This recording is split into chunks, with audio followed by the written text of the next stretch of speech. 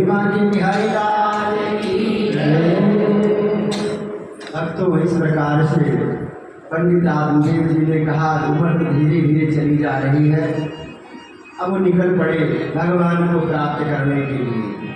बहुत देर कर दिए, अंत में निकले। तो आप लोग भी अपने जीवन में देर ना करना, आज से ही ये अपने मन की तार गोविंद के चरणों में बांध दो कि भगवान मैं आपका हूँ और आप मेरे हैं। गृहस्थ में रहो, गृहस्थ रहना जरूरी है, लेकिन ऐसे भी गृहस्थ में ना उलझ जाओ कि भगवान के लिए भी समय ना मिले। इस प्रकार से आज पंडित आत्मदेव जी तो चले गए भगवान का भजन करने, और भगवान के नाम को गा करके उन्होंने भगवान की शरणागति ले ली, उनका तो वैकुंठ हो गया। इधर उनकी पत्नी धुंधरी देवी हैं और उनका पुत्र धुंधकारी। जब पिता घर से चला गया तो वो पुत्र और मनमाना हो गया, घर के सारे धन लेकर के जाने लगा और माँ को मारता कि माँ जहाँ भी धन रखा है मुझे ला करके दो। माता ने कहा सारा धन तो तू लेकर चला गया, अब घर में धन है ही कहाँ। इस प्रकार से एक दिन जब मारा अपनी माँ को तो उसकी माँ कुएं में कूद करके अपने प्राण को त्याग दिया। जब माँ भी चली गई तो धुंधकारी ने क्या किया, अब तो अकेला मालिक वो रह गया। 4 वेश्याओं को ले आया और वेश्याओं को घर में रख लिया, और वो दिन भर गलत काम करके पैसे लेकर के आता। उन वेश्याओं ने एक दिन विचार किया, इसने खूब पैसा ला करके हमको दिया है, राजा को पता लग जाएगा, एक दिन तो इसका भी वध कर दिया जाएगा। इसलिए उन वेश्याओं ने मिलकर के रात में धुंधकारी के मुख में अंगार भर के उसको भी मार दिया, और मार करके वो वेश्याएं चली गई। धुंधकारी की आत्मा प्रेत बनकर घर में ही पड़ी है। गोकर्ण जी तीर्थ करने गए थे, और जो गाय का पुत्र है गोकर्ण जी वो तीर्थ पर गए थे। वो लौट करके आए तो रात का समय, उन्होंने सोचा कि रात में क्यों किसी को जगाऊं, चलो अपने घर में ही रहता हूं। घर का दरवाजा तो खुला ही था। रात में घर के अंदर पहुंचे, जैसे ही रात्रि शयन करना चाहे तो वो धुंधकारी की आत्मा कभी तो भैंसे के रूप में आ जाती, परेशान करती उनको, और कभी जो है इस प्रकार से बकरे के रूप में आ जाती वो आत्मा। तो गोकर्ण जी बड़े ज्ञानी संत थे। गोकर्ण जी ने गायत्री से अभिमंत्रित जल था उनके पास, उस जल को उस छाया पर छिड़क दिया और कहने लगे आप इस तरह से क्यों परेशान कर रहे हैं, जो भी आत्मा है वो निकल करके सामने आओ। तो वो प्रेत आत्मा धुंधकारी वो हाथ जोड़ करके खड़ा हो गया। वो कहने लगा भैया मैं आपका ही भाई धुंधकारी प्रेत बनकर इसी घर में रह रहा हूं, और मेरी मुक्ति का कोई उपाय करो।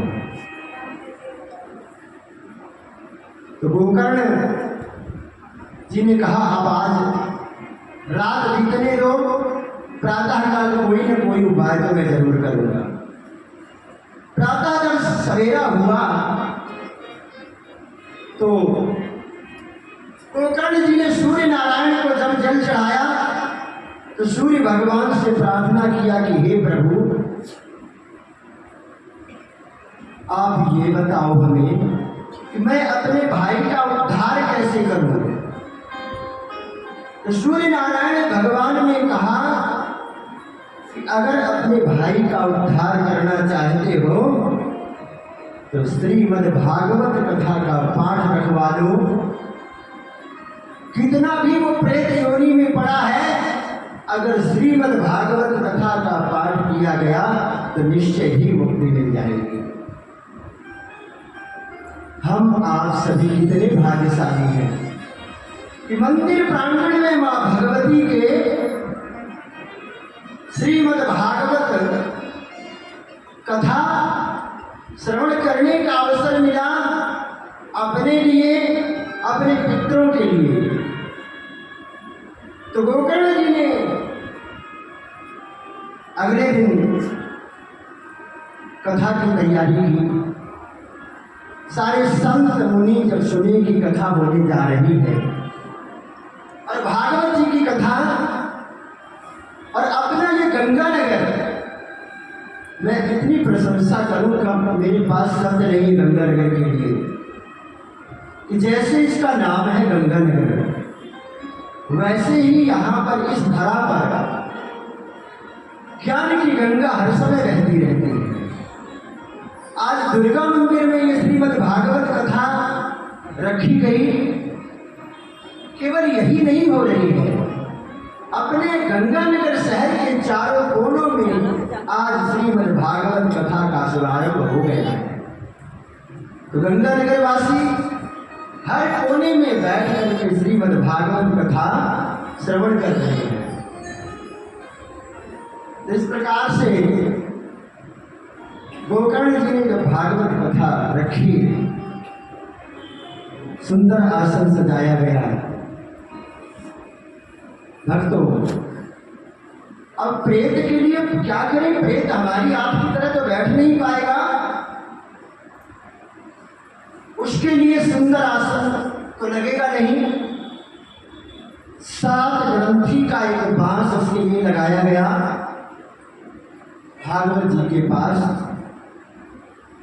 और वो हवा के रूप में आकर के उस बांस के बीच में बैठ गया और कथा व श्रवण करना प्रारंभ कर दिया। कथा प्रारंभ हुई, पहले दिन की कथा चली। जैसे ही पहले दिन की कथा विराम हुई, क्या हुआ? जो बांस 7 गांठ वाला वहां पर लगाया गया था, उसकी एक ग्रंथि अपने आप स्वतः ही फट गई। बोलिए बांके बिहारी लाल की जय। इसी तरह क्रम से ये कथा लगातार 7 दिन तक चलती रही और एक एक दिन करके ये एक एक ग्रंथि फटती रही। और इस प्रकार से जब 7 ग्रंथियां फट गई तो क्या हुआ? उसी समय भगवान का सुंदर विमान आ गया उसको लेने के लिए। जब भगवान का सुंदर विमान आया तो गोकर्ण जी कथा सुना रहे हैं और देखो उसने मन लगा के कथा को सुना। 7वें दिन जिसको जिसको विमान अपने लिए लेना है भगवान का, वो लगातार 7 दिन आना है। जब तक 7 दिन हम लोग पूरी कथा नहीं सुनेंगे, तब तक भगवान का विमान हमारे लिए नहीं आएगा। तो अपने लिए विमान पक्का करना है तो 7 दिन लगातार पूरी कथा श्रवण करना। तो इस प्रकार से उसने हमारे आपकी तरह मन कथा नहीं सुना था, उसने पूरा मन ध्यान लगा करके कथा को सुना। भक्तों, श्रोता 3 प्रकार के होते हैं। 3 प्रकार के होते हैं। कैसे कैसे श्रोता होते हैं मैं बताऊं। एक तो होते हैं श्रोता। श्रोता जो होते हैं वे कथा को बिल्कुल अपने मन ध्यान को लगा करके सुनते हैं। उनका मन घर में नहीं जाता है, उनका मन दुकान में नहीं जाएगा। लेकिन आजकल क्या है कि जो 70 साल 80 साल के हो गए हैं, बच्चे तो बेटे बड़े हो गए लेकिन वो घर पर सो रहे हैं। जो 70 साल के बाबा जी हैं वो चाबी लेकर के पहले ही दुकान पर पहुंच जाते हैं। अरे अब तो छोड़ दो बाल बच्चों के ऊपर बागडोर और पकड़ लो वो माला भगवान की, काहे की चिंता करते हो? एक दिन तो सब छूट ही जाना है। तो श्रोता कथा को मन लगा करके सुनते हैं, वही असली श्रोता है। और दूसरे नंबर वाले क्या होते हैं? श्रोता। श्रोता समझते हैं? जब कथा प्रारंभ होती है तो आ जाएंगे कथा पांडाल के अंदर और वो एक किनारा देखते हैं, कहीं पर कोई खंभा या कोई किनारा मिल जाए, बढ़िया पीछे से टेक लग जाएगी। और जब तक वो कथा चलेगी ऐसी निंद्रा में रहेंगे कि पूछो नहीं, मस्ती पूरी धारा में बह रहे हैं। और जब कथा पूरी हो जाएगी तो जब जयकारा लगाएंगे पंडित जी व्यास मंच से पंडित लोग, तो कहेंगे बड़ा आनंद आया। भैया क्या आनंद आया आपको? वो कहेंगे कि हमें ये आनंद आया जिस नींद के लिए हम डॉक्टर से दवाई लेने जाते हैं, कितनी गोलियां खा देते हैं उस नींद को पाने के लिए, वो नींद हमें घर पर नहीं आती है जैसी सुंदर नींद इस कथा में आ जाती है। कथा में नींद क्यों आती है? क्योंकि जिस समय हम अपने मन की तार को भगवान से जोड़ते हैं उस समय हमारा मन शांत हो जाता है। ना दुकान की तरफ, ना मकान की तरफ, ना परिवार की तरफ, तब हमारा मन भगवान की तरफ आया। जब भगवान की तरफ आ गया मेरा मन तो शांत हो गया। तो वो तो है श्रोता। और एक होते हैं, तीसरे नंबर वाला बताऊंगा आपको। तीसरे नंबर वाले जो भगत कथा सुनने के लिए आते हैं वो होते हैं श्रोता। श्रोता का मतलब समझते हैं? वो जब व्यास मंच के सामने बैठेंगे तो उनके मन में अनेकों सवाल उठते।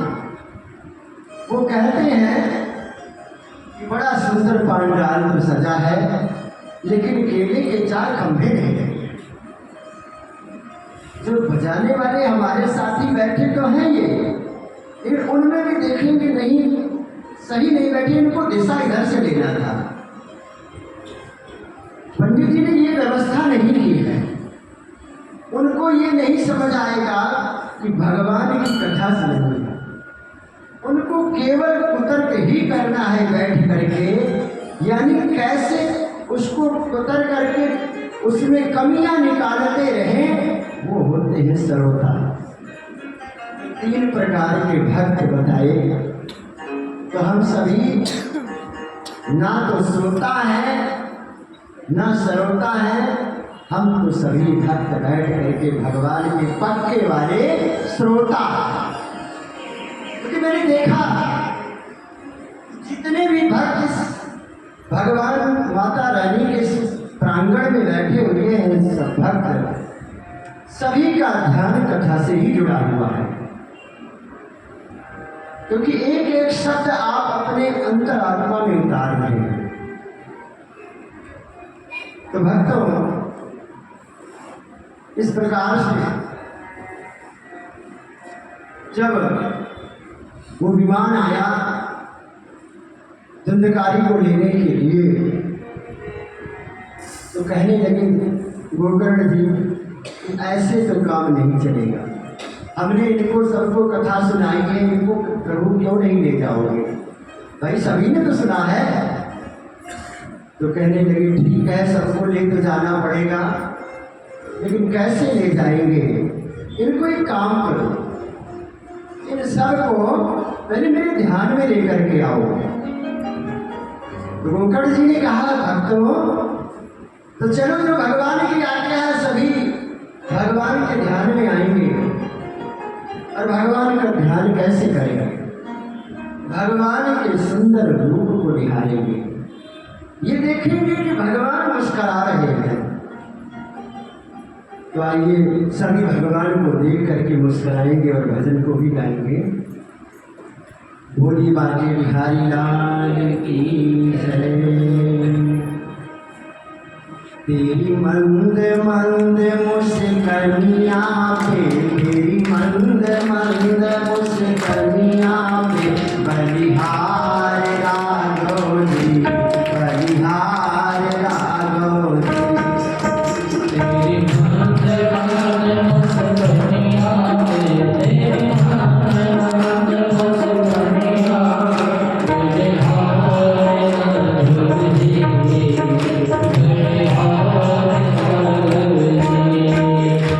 मंद मंद मुस्कनिया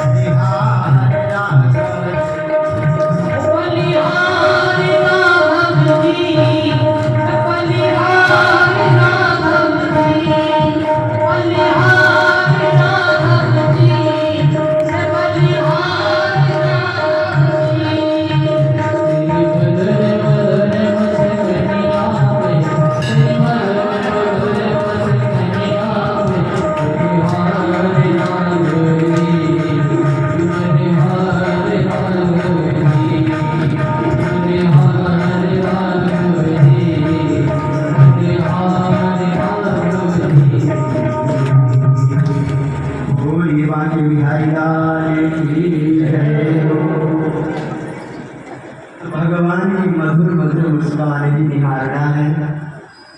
जो भगवान की मधुर मुस्कान को देखेंगे तो हमारा भी जीवन मधुर बन जाएगा। तो भक्तों, इस प्रकार से सारे भक्तों के लिए ये हुआ कि सभी ने जो भागवत कथा को श्रवण कर लिया है तो सबको चलना चाहिए। और इस प्रकार से सारे लोग जो है भगवान के वैकुंठ लोक को चले गए।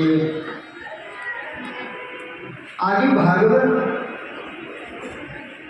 कथा में बताया गया है, बहुत सुंदर वर्णन आया है। कहते हैं कि जो भगवान की इस पावन कथा को सुनेगा, इस जन्म में, मानव जन्म में केवल ये अपना प्रमुख धर्म मानना है कि भगवान के नाम का संकीर्तन करना, भगवान के नाम को गाना, यही हमारा मेन परम धर्म होना चाहिए। इस लोग कहते हैं कि क्या माने, हमने तो भागवत जी की कथा को सुन लिया है, वही कथा वहाँ पर सुने हैं और वही कथा यहाँ पर भी सुनाई जाएगी। लेकिन ऐसा नहीं है। भागवत जी की कथा को बार बार पियो, मुहुर मुहुर। इसको मतलब एक बार पीने से काम नहीं चलेगा। एक बार अगर पियोगे तो कल्याण होने वाला नहीं है। जितनी बार ये कथा मिले उतनी बार श्रवण करते रहो। और इस प्रकार से सज्जनों, निगम वेद है, और ये भागवत क्या है? उस वेद रूपी वृक्ष का पका हुआ फल है। तो इस पके हुए फल को ग्रहण करना है। सज्जनों, आज माँ भगवती ने देखो कितना सुंदर दरबार सजाया है। आप सभी बैठ करके माता रानी के दरबार में कथा को सुन रहे हैं। भगवान के मंदिर में जाने पर कहते हैं कि क्या भगवान के मंदिर में अगर हमने जाकर के परिक्रमा लगाया तो मेरी भक्ति पूरी हो गई? नहीं पूरी हुई। अगर हमने जाकर के भगवान के मंदिर में दीपक जलाया तो क्या मेरी भक्ति पूरी हुई? अभी भी नहीं पूरी हुई। एक क्षण के लिए तो हम भगवान के पास गए और भगवान की आराधना किया, उसके उपरांत हम फिर भगवान को भूल जाते हैं। उस समय बैठ करके हनुमान चालीसा पाठ, सुंदर कांड पाठ सब कर लेते हैं, लेकिन जैसे ही मंदिर के बाहर निकल करके जाते हैं फिर भूल जाते हैं कि हम कहाँ गए थे, भगवान से क्या वादा करके आए हैं। भक्तों, इस प्रकार से सूत जिसे शौनकादि ऋषि कहते हैं कि हमें ये भी बताओ कि हमारा प्रश्न ये है कि भगवान श्री कृष्ण जब अपनी लीला करने के लिए आए थे तो इस प्रकार से शिशुपाल ने हजारों गालियाँ दी होगी भगवान को, लेकिन भगवान तो कितने क्षमाशील हैं। उन्होंने तो 99 बार माफ कर दिया और अंत में अपने वैकुंठ में बुला लिया, उसका उद्धार ही कर दिया। हमें ये कृपा करके बताएं, शौनकादि ऋषियों के मन में प्रश्नों की लाइन लगी हुई है और उसी समय कहते हैं कि जो हमें जीवन में ज्ञान दे, जो उपदेश दे, वही तो गुरु माना जाता है। गुरु की परिभाषा क्या है? गुरु की परिभाषा ये है, गुरु में क्या शब्द आया? पहला अक्षर गुरु और अगला क्या आया? गुरु। तो पहले अक्षर का मतलब ये हो गया, जो गु शब्द मिला हमें, अंधेरा, और जो बाद में हमें मिला रू अक्षर, उसका मतलब होता है प्रकाश। जो हमें अंधेरे से लेकर के प्रकाश में लाए, अंधेरे से निकाल करके, वही तो गुरु है। और जब हम सदगुरु की शरण में आ जाएंगे, उसके चरण को पकड़ लेंगे तो निश्चय ही हमें तो प्रकाश में आना ही है। और आप लोग इतने भाग्यशाली हो कि भागवत जी की शरण में आ गए हो। और भक्तों, इस प्रकार से एक भक्त भोला वो भगवान के मंदिर में जाता है, भगवान की पूजा अर्चना करता है, लेकिन खाता बहुत है। तो घर वाले परेशान, घर का सारा अन्न खा लेता है। तो एक संत उनके घर पर पधारे। संत जी ने कहा, ये उतना ही खाता है जितना इसका खाता है, ये उतना ही खाता है जितना इसका खाता है। उस बेचारे को घर से ही निकाल दिया।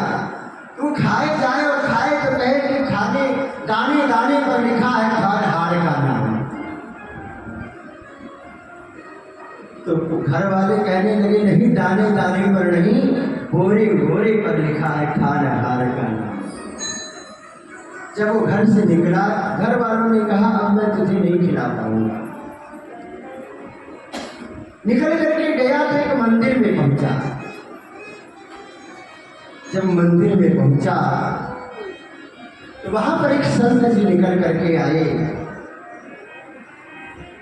संत जी खूब मोटे मोटे तगड़े थे। संत जी को प्रणाम किया। संत जी ने कहा आओ, कैसे आए? तो उस भोला भगत, क्योंकि उसको पूजा करना आता नहीं था, भगवान की भक्ति नहीं आती थी, भोला भगत था, लेकिन था भगत भगवान का। कहने लगा गुरु जी, मुझे घर वालों ने तो खाने से तंग आकर के निकाल दिया, भोजन देते नहीं है। अगर आपके पास कोई व्यवस्था हो जाए तो मैं यहीं रह करके अपना जीवन बिता लूंगा। तो संत जी ने क्या किया, उसे गुरु दक्षिणा दिया, उसको अपनी माला पकड़ाई कंठी और कहा भैया यहाँ दोनों टाइम लंगर चलता है, लेकिन माला जपनी पड़ेगी भगवान की। उसने कहा कोई बात नहीं, माला तो मैं जप लूंगा, लेकिन भोजन भर पेट मिलना चाहिए। तो संत जी ने कहा कि चाहे एक पंगत में खाओ, चाहे दो पंगत में खाओ, और चाहे आप खाते ही रहना, यहाँ लंगर ये बंद नहीं होता है। तो भोला भगत बैठ करके खूब खाए। खाते खाते 15 दिन जब बीत गया तो एक दिन क्या हुआ कि लंगर में देखा तो कुछ भी नहीं। वो परेशान कि आज क्या हुआ, आज तो कुछ भी रसोई में नहीं बना।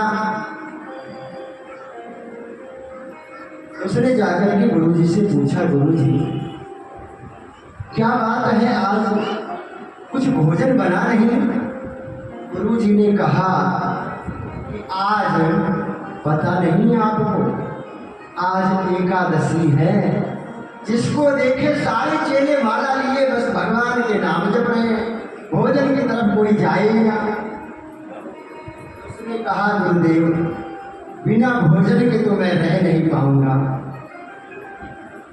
गुरु जी ने कहा अपने चेले को बुलाया कि ऐसा करो, इसे कुछ सामान दे दो, सीधा सामान यहाँ तो बनाना मत, लेकर जाओ मंदिर के बाहर कहीं बना लेना। वो लेकर के सीधा विशाल चल पड़ा। लेकिन गुरु जी का आदेश था कि जब वो बनाओगे तो भगवान को प्रसादी भोग लगा करके ही पाना। तो भोला भगत गया, नदी के किनारे बैठ करके भोजन बनाने लगा। अब बैठ गया और जब भोजन तैयार हो गया लेकर बैठा, कहा गुरु जी ने कहा था कि भोग लगा करके ही खाना है। तो उसने कहा भगवान को तो बुलाना ही पड़ेगा। तो भगवान को बुला रहा, सीता राम आइए, राजा राम आइए, मेरे भोजन का भोग लगाइए। सीता राम आइए, राम आइए, मेरे भोजन का भोग लगाइए। सीता राम आइए,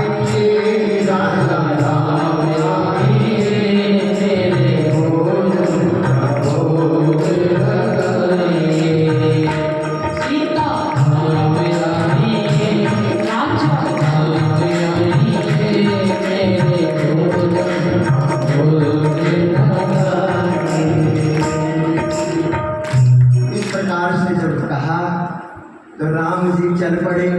राम जी लेकिन बड़े कौतुकी, राम जी तो अकेले आए नहीं, उसने बनाया था 2 लोगों का भोजन अपने लिए और सोचा भगवान आएंगे। माता सीता जी को भी साथ लेकर के आ गए राम जी। अब माता सीता जी राम जी को देखे और कभी भोजन की तरफ देखे कि क्या मैं इनको खिलाऊं और क्या मैं खाऊं। भगवान को निहार रहा है वो भगत बैठ करके, लेकिन भगवान को देखते देखते भगवान की उस रूप माधुरी को देख करके इतना प्रसन्न हो गया कि उसे भूख का ध्यान ही नहीं रहा। अंत में कहा प्रभु आप भोग लगाओ, जो प्रसादी मिलेगी हम ही खाएंगे। इस प्रकार से भगवान ने भोग लगाया, अंत में उसको प्रसादी मिल गई। लौट करके आया, गुरु जी से शिकायत किया, गुरु जी आपने तो कहा था कि वहाँ भगवान आएंगे, उनको भोग लगा करके भोग प्रसाद पा लेना। अरे वहाँ तो सीधा सामान कम पड़ गया, अगली बार और देना। वहाँ 2 जने आए थे, एक नहीं थे। गुरु जी ने कहा हो सकता भूखा रहा होगा, सादा खा गया होगा, ज्यादा मांग रहा है। चेले को बुलाया, अगली बार एकादशी आए जिसको डबल राशन दे देना। उस भोले भगत को अगली बार जब एकादशी आई तो डबल राशन लेकर के गया।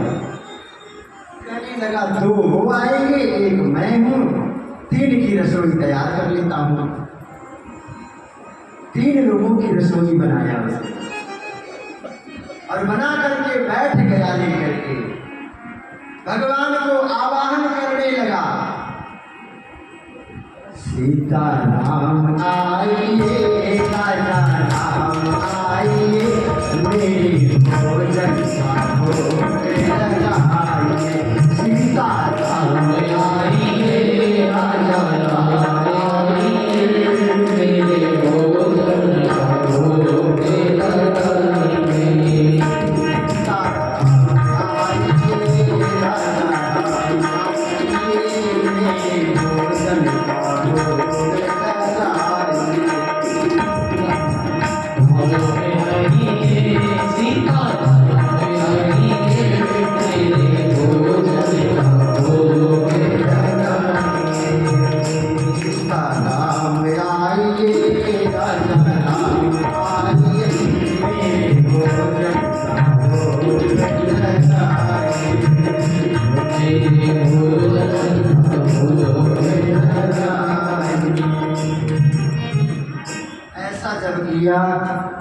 तो राम जी ने इस बार क्या खेला किया। राम जी सीता मैया को तो पिछली बार लेकर आए ही थे, इस बार लक्ष्मण जी को और साथ बुला लाए। फिर भोजन को देखे और अपना देखे पेट कि प्रभु अब तो लगता है आज कुछ भी मिलने वाला नहीं है। फिर भगवान को जब देखा तो भगवान से पूछा, प्रभु ये बताओ कि ये तो आप हमारे प्रभु हैं, ये मैया सीता हैं, इनको किसको बुला करके ले आया? तो प्रभु ने कहा ये मेरे भाई हैं लक्ष्मण जी। तो कहने लगे कि सही बता रहे, सगे वाले भाई हैं? कहने लगे बिल्कुल सही बात, मेरे सगे भाई हैं। तो कहने लगे प्रभु भोग लगाओ आप, और जो प्रसाद बने हमें भी दे देना, जो प्रसाद बचेगा। इस प्रकार से प्रभु ने जब भोग लगाया, भक्त को प्रसाद मिला, लौट करके आया और गुरु जी से कहा, गुरु जी अब की बार तो और गड़बड़ होगी, अब की बार वो अकेले नहीं, 2 तो आए थे, इस बार 3 आ गए। गुरु जी ने सोचा ये मेरा भक्त जो है ये क्या कह रहा है, ये लगता है इसको हर बार कम पड़ता है, और इसको राशन बढ़ा करके दे दो। और अगली बार जब तीसरी बार वो लेकर के राशन गया, बनाया नदी के किनारे भोग बैठ करके, और फिर कहा भगवान को तो बुलाना पड़ेगा। भगवान को बुला रहा है, राजा राम आइए, लक्ष्मण राम आइए, सीता राम आइए, मेरे भोजन भोग लगाइए। राजा राम आइए, लक्ष्मण राम आइए, सीता राम आइए, मेरे भोजन भोग लगाइए, मेरे भोजन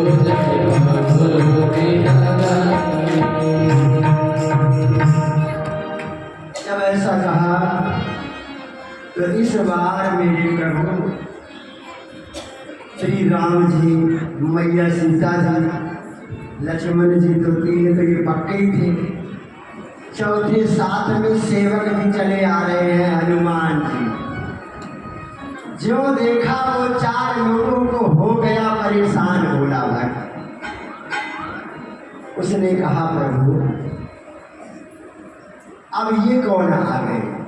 आप बताए होते तो हम ज़्यादा राशन ले आते, लेकिन चलो कोई बात नहीं, आप आए हो भोग लगाओ। प्रभु जी ने भोग लगाया, आशीर्वाद दिया, लौट करके आगे रोने लगा। गुरु जी जो रसोई आप देते हर बार वो एक ना एक किसी को ले आते हैं। गुरु जी का माथा ठनक गया, अरे ये क्या बात है? इतने दिन से मैं भक्ति कर रहा हूँ, मुझे तो कोई दर्शन मिला नहीं। और ये हर बार कहता है कि कोई न कोई तो वहाँ आता है, एक आदमी हर बार वो बढ़ा करके आते हैं, तो इस बार कोई तो लीला है, मैं भी जाऊँगा। जब एक अगली एकादशी पर राशन दिया तो गुरु जी छुप करके गए कि मैं बैठ करके देखूंगा ये राशन खुद खाता है या कोई और खाने आता है। तो भक्तों, जब उसने भोजन बनाया तो क्या किया? अब कैसे आ रहे हैं?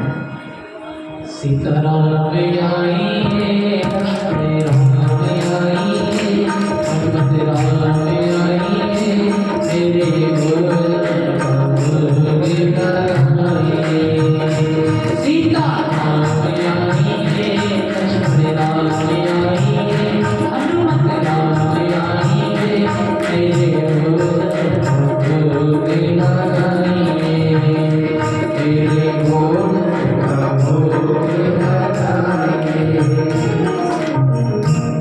जब ऐसे उसने निवेदन किया भगवान को, तो भगवान तो अपने पूरे परिवार के साथ जब बैठे, गुरु जी ने देखा जो भगवान का दर्शन, गुरु जी तो निहाल हो गए।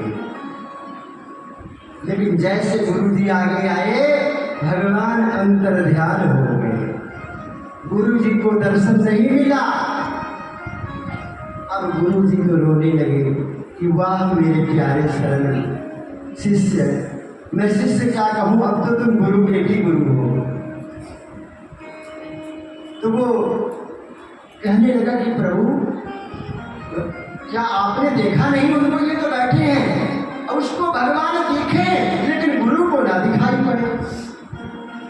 तो गुरु जी ने कहा कहाँ है भगवान? तो कहने ये लगे देखो हमारे सामने भोजन भोग लगा रहे हैं। तो जब रोने लगे गुरुदेव, तो शिष्य ने भी प्रार्थना किया, हे प्रभु मेरे गुरु को भी दर्शन करवा दीजिए। तब उस शिष्य के माध्यम से गुरु जी ने भी दर्शन किया है। तो आज भागवत जी के माध्यम से हम सभी भक्तजन बैठ करके प्रभु का साक्षात दर्शन करेंगे। साक्षात भगवान का विग्रह स्वरूप हमारे सामने मंदिर में विराजमान, और अभी कुछ ही देर के बाद में गरम गरम खीर केसर वाली आप लोगों के पास आने वाली।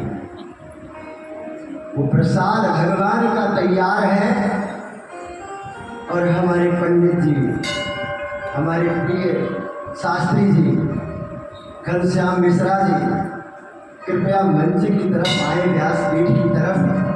इधर आरती की भी तैयारी करें, समय होने जा रहा है। तो भगवान की भक्ति की उस गंगा में हम भी सभी चलेंगे। आइए भजनों के माध्यम से चलते हैं भगवान की तरफ। भोली बाजी बिहारी लाल की जय हो। तेरी बिगड़ी बना देगी, तेरी बिगड़ी बना देगी, चरण तेरी बिगड़ी बना देगी, तेरी बिगड़ी बना देगी, चरण चरण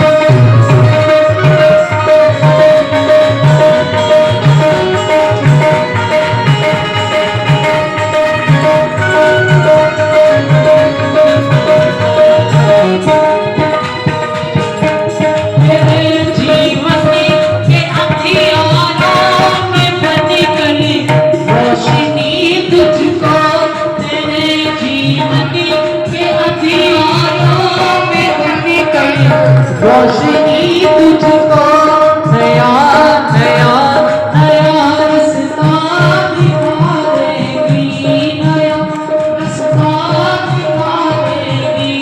चरण रज महारानी तेरी बिगड़ी बना देगी, तेरी बिगड़ी बना देगी। चरण रज राधा रानी तेरी बिगड़ी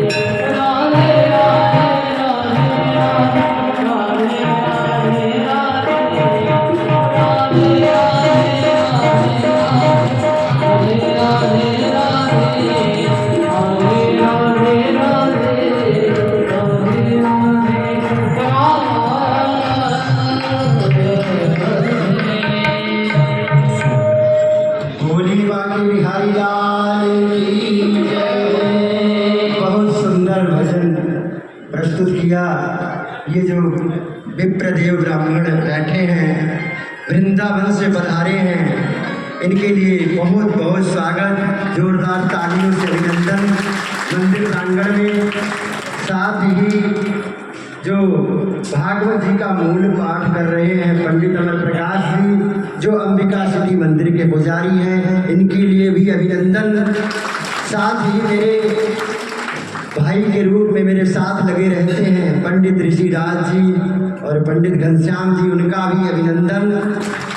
और ये आयोजन मंदिर समिति ने कराया, उनका भी अभिनंदन। और आप सभी भक्तों का भी अभिनंदन। आप सभी कथा परीक्षित बनकर के यहाँ पर बैठे, बहुत बहुत अभिनंदन। मैं आपको बताऊं, कल की कथा का प्रसंग, कल जिन जिन भक्तों को भगवान को केले का प्रसाद खिलाना है, क्योंकि भगवान कल विदुर जी के घर केले का भोग लेने जाएंगे। जो विदुर जी खिलाएंगे तो हम लोग क्यों नहीं खिलाएंगे? तो सभी अपने अपने भगवान के लिए केले का प्रसाद जरूर लाएंगे कि अपने भगवान को भोग जरूर लगाएंगे। और बहुत भाग्यशाली है। फिर से शुभकामनाएं व्यास मंच से मैं देता हूँ सभी भक्तों को कि आपके जीवन में सदा मंगल ही मंगल होता रहे, आपके घर में खुशियाँ रहें और सदा ऐसे ही आपके सारे काम बनते रहें। और सबसे बड़ी जो बात है, जिस उपलक्ष्य में ये कथा रखी गई, श्राद्ध पक्ष चल रहे हैं, अपने पितरों का आशीर्वाद सभी पर बना रहे और सबके सारे कार्य सिद्ध होते रहे। अब इसके उपरांत एक चीज जरूर ध्यान रखेंगे, समय का, क्योंकि गंगा की धारा अपनी गति से चलती रहती है और कभी रुकती नहीं है। हमारे भाग्य में होगा तो हम डुबकी लगाएंगे, लेकिन ऐसा ना करें कि हम डुबकी लगाने से पीछे रह जाएं। समय पर आकर के इस भागवत रूपी ज्ञान गंगा में डुबकी गोता तो लगाना ही है। और यहाँ पर अनेक स्थानों से, अनेक योग शिविर से, अनेक भजन कीर्तन मंडली से ये माताएं और बहनें सभी जन करके मंदिर प्रांगण में कथा श्रवण के लिए पहुँचे हैं। बहुत ही बहुत धन्यवाद। और बाकी बिहारी जी की कृपा आप सभी पर सदा ही बनी रहेगी। इसके उपरांत आरती होगी। आरती करने के बाद आप सभी क्रमवार प्रवेश द्वार पर प्रसाद ग्रहण करेंगे। माताएं एक तरफ आरती करेंगी और जो हमारे भाई बंधु बैठे हैं ये एक तरफ। हमारे ऋषिराज पंडित जी आए, आरती को प्रारंभ कराई जाएगी। बोलिए बांके बिहारी लाल की जय, बोलिए भागवत भगवान की जय, बोलिए सच्चे दरबार की जय, बोलिए हनुमंत लाल की जय, बोलिए भक्त भगवान की जय। सारे भक्त जन खड़े होंगे, आरती करेंगे।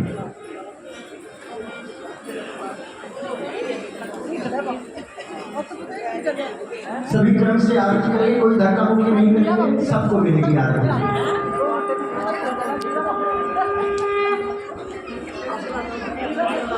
जो भक्त पीछे खड़े हैं वो भी आगे आ जाए।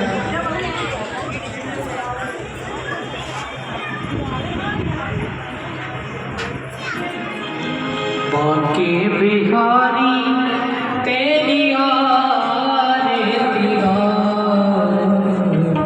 गुंजे बिहारी तेरी आरती बांके बिहारी तेरी आरती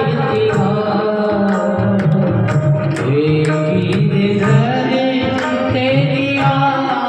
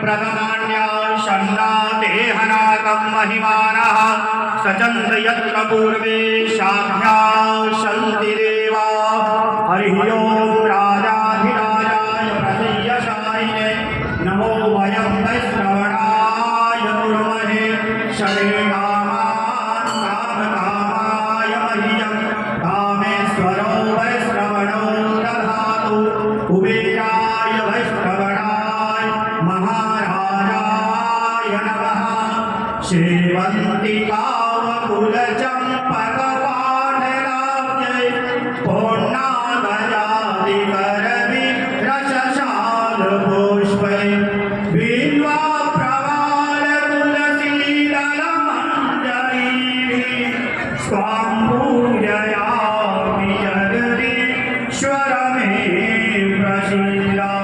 नानासुगन्धिपुष्पाणि यथा कालोद्भवानि च उदपाञ्जलिं मया दत्त्वा गृहाण परमेश्वर मन्त्रपुष्पाञ्जलिं समर्पयामि। बोले श्रीमद्भागवत महापुराण की सुखदेव भगवान की व्यास जी भगवान की जानकीनाथ भगवान की हनुमान जी महाराज की शंकर भगवान की लक्ष्मी नारायण भगवान की दुर्गा मैया की धर्म की अधर्म का प्राणियों में विश्व का गौ माता की गौ माता की सत्य सनातन धर्म की सत्य सनातन धर्म की सर्वे भवन्तु सुखिनः सर्वे सन्तु निरामयाः सर्वे भद्राणि पश्यन्तु मा कश्चित् दुःखभाग् भवेत्। ॐ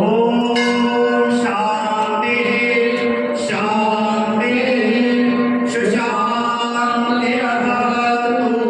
हरि वृन्दावन बिहारी लाल की जय। आप सबसे निवेदन है प्रसाद लेके जाएंगे। आज का प्रसाद श्री भीम की बदारा परिवार की तरफ से भेंट हुआ है, अर्पित है, भगवान को निवेदित है।